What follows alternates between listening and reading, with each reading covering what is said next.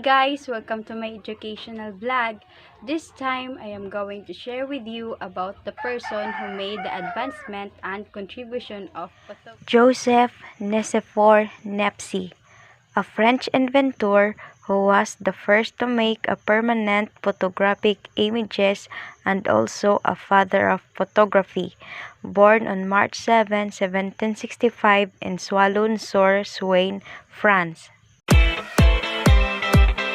The first experiment of Niépce towards the invention of photography in 1816 and 1817, Nicéphore started by himself new research on an idea that obsessed him for many years, making a permanent on a support through a compound that images seen at the back of camera obscura.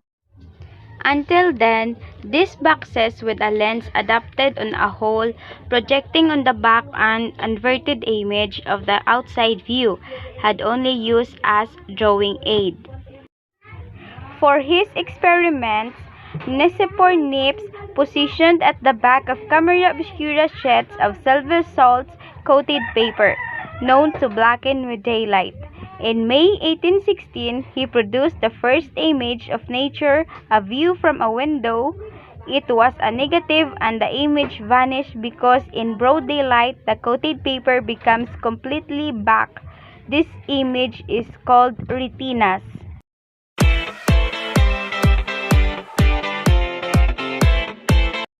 In 1829, Niépce entered into a partnership with Louis Daguerre, who always seeking a means of creating permanent photographic images with a camera. Together, they developed pisototype, an improved process that used lavender oil distillate as the photosensitive substance. The partnership lasted until Niépce's death.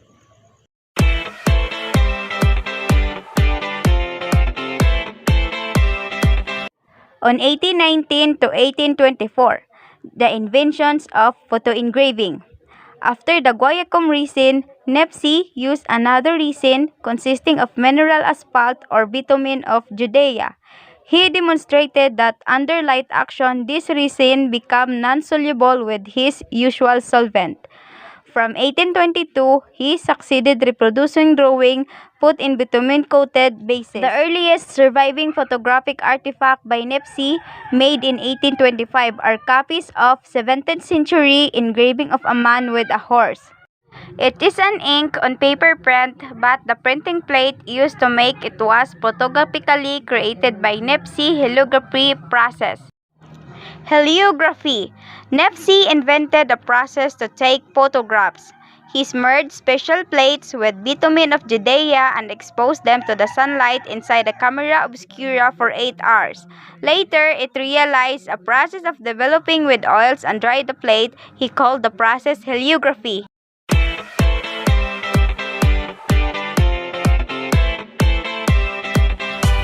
Heliography image.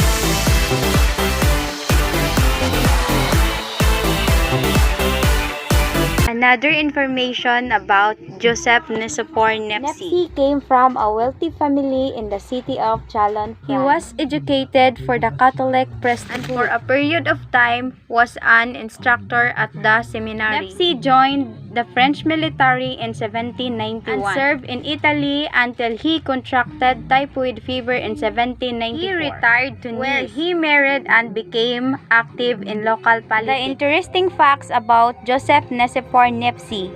On 1822, Nicéphore Niépce called his process heliography, which literally means sun drawing, and the first world permanent photographic image, a contact-exposed copy of an engraving of Pope Pius VIII, but it was later destroyed when Niépce attempted to print from it. Nicéphore Niépce was an aristocrat with a university education in science and the scientific method, not art.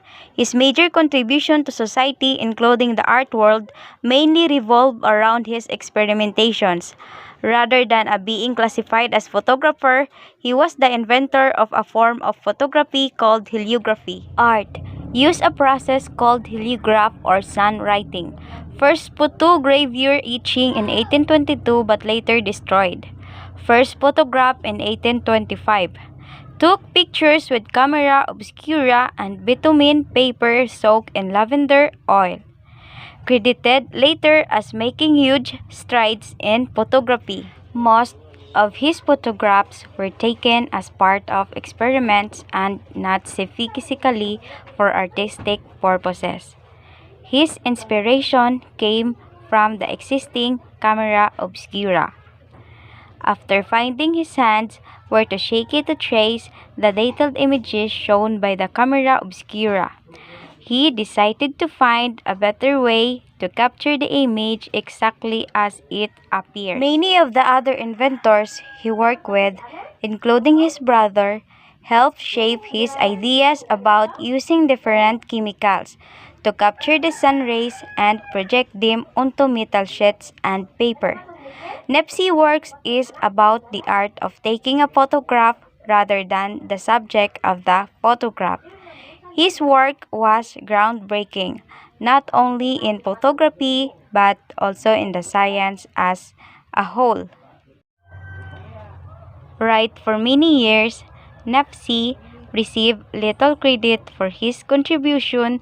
Later historians have reclaimed Nepsi from relative obscurity, and it is now generally recognized that his heliography was the first successful example of what we now call photography.